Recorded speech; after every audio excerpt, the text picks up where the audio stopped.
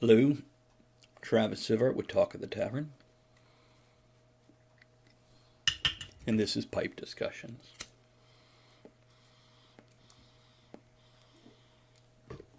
Today I'll be smoking out of a freehand, enjoying C&D's Autumn Evening. My tamper today is a basic wood with a brass foot, and will be joined by various cats that come and go throughout this.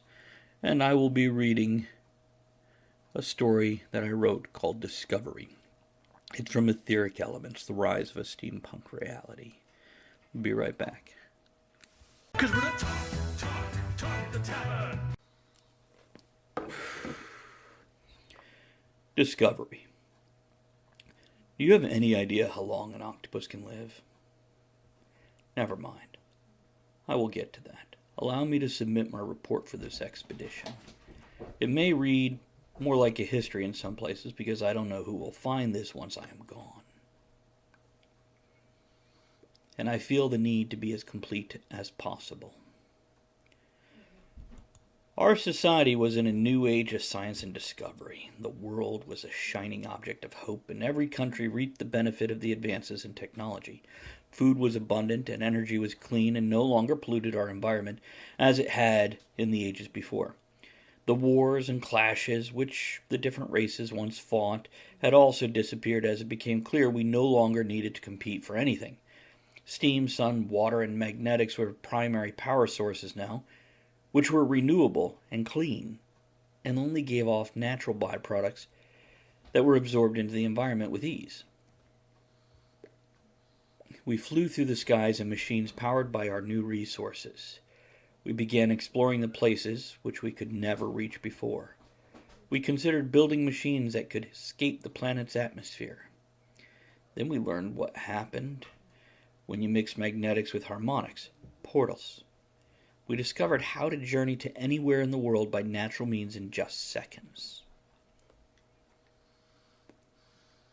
Miniature holes in space which we could travel through, and they dissipated as easily and as cleanly as the steam that powered the ships and trains that traveled along the surface of the sea and land. We wanted more, though. We wanted to go further. So we sought to extend our reach. Some wanted to travel to the moon or even other planets. I was brought on as an explorer, scientist, and archaeologist in the most far-reaching of the programs. I would travel through time and space. This was different from traveling to planets because there were places that normal telescopes could not see, though they did invent ways to peek into these other places. The program had been active for a dozen years before we found other atmospheres compatible to what we need to survive. And I was chosen to be a member of the crew of the first exploration of a new world.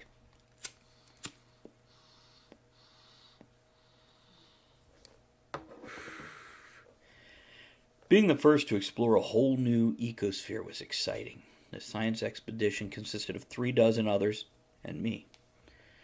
We had the most advanced gear designed, much of it developed for this mission, equipment to record solar, magnetic, and other energy radiations, and bodysuits to help us fly short distances and survive harsh climates.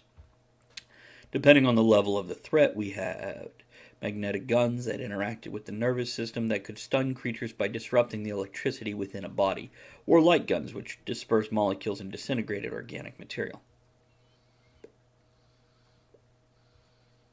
The portal would not stay open long because of the natural disturbance it created. We also would not be able to communicate directly with our home. They'd check on us using their dimension scope and would open the portal so we could return when we gave the signal to do so.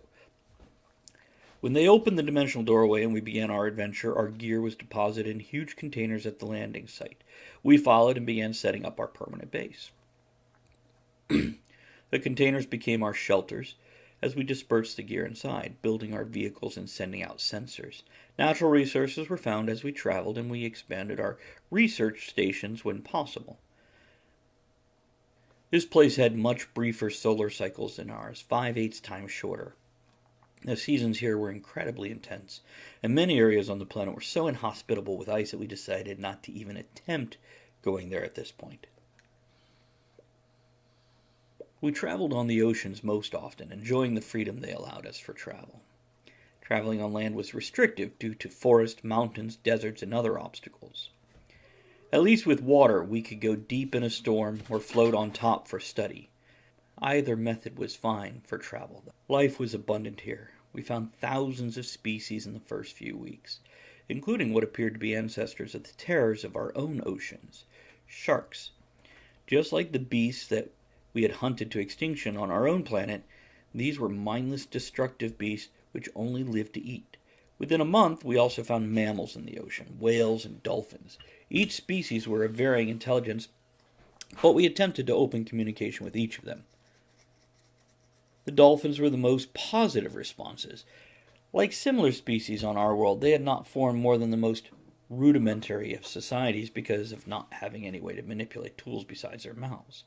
This is the one thing that made my species the superior animal to all others. We even found species that were close to ourselves. We could only conclude that somehow our two worlds had some sort of connection that had been lost far in the past.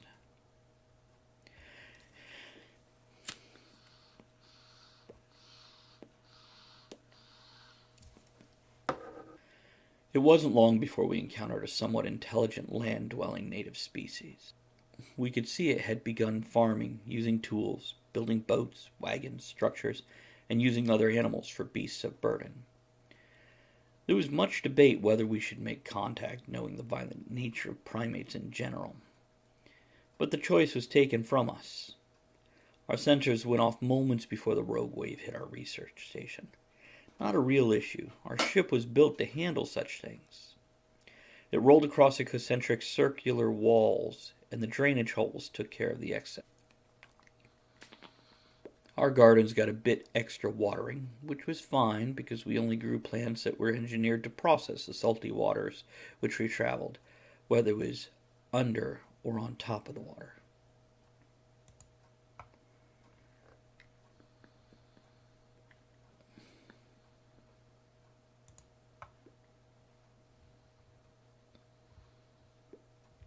When the waves subsided and the water drained, we found a boat had been deposited in the third octrant of our vessel. We had no choice except to help the creatures. We stayed in our exploration suits, feeling that would protect us if they suddenly turned violent. They were amazed and fascinated by us. They almost worshipped us. We moved their ship to the canals that were like spokes of the wheel of our vessel. Soon they were on their way again, and that was the biggest mistake we ever made. It was about a single cycle of this world when we next encountered these creatures again. It was a single ship, and it flew the same colors as we had seen on the previous ship we had rescued. We allowed them to come alongside us, and that was when they attacked. We were totally unprepared. They swarmed over us, and their purpose became apparent. They meant to disable our station. Dozens of other ships appeared, filling the horizon. They were like the horrid insects you found on land, distantly related to crustaceans such as lobsters and crabs, but with a hive mind and a swarm tendency.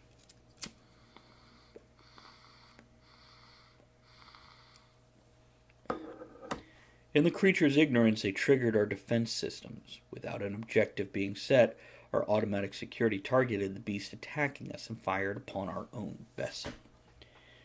Explosions rocked us as more filthy, primitive creatures joined the fray.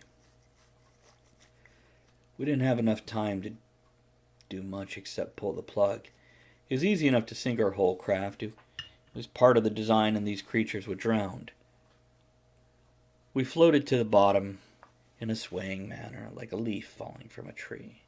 We took stock of the damage over the next few days. It was incredible how much destruction those ignorant savages wrought in such a short amount of time. Our ship was ruined. We had no navigation, propulsion, weapons, or power. Even the magnetic and solar reserves had been damaged and released, damaging our navigational and communication equipment and destroying them.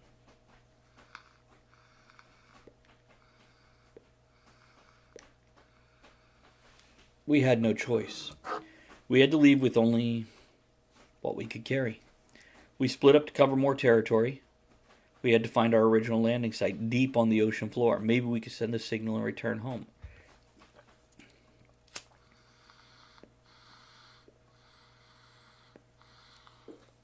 That was a long time ago. I have not seen many of my people, though I have seen their offspring. They must have mated with the native species, which we hypothesized we are related to, because I can communicate with them. They have a similar pheromone dialect, as well as the innate electric pulse code which my species uses. Our descendants are not as intelligent or curious as we were, which may be a good thing. Our species is not what it was, living drastically shorter lives due to the atmosphere here. It doesn't nurture these mixed breed offspring the way our home world nurtured us.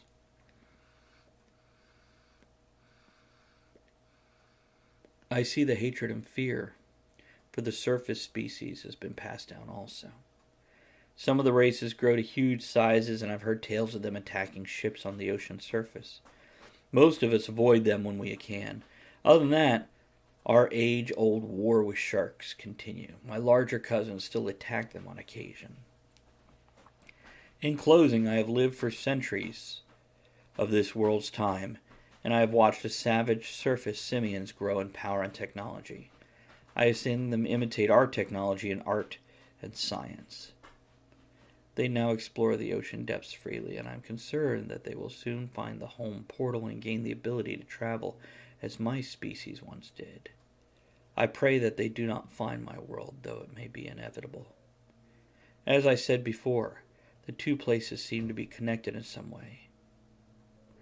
I never did find our base camp, but I hope another did, and made sure that the link was closed so that these monsters can never use our own portal against us.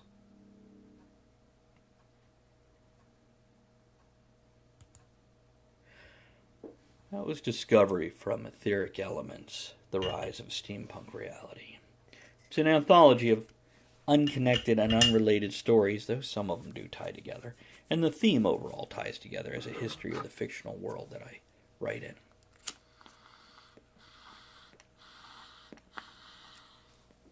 Thank you for watching.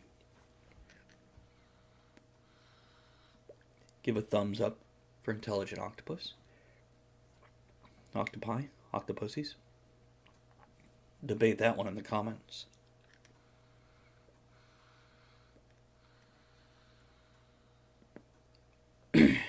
Make sure you join me every Monday evening from 8 to 11 Eastern for Talk of the Tavern. Wit, sarcasm in a pub-like atmosphere. Horribly inappropriate. Offensive to many. But we do interact with the audience. Have a good time.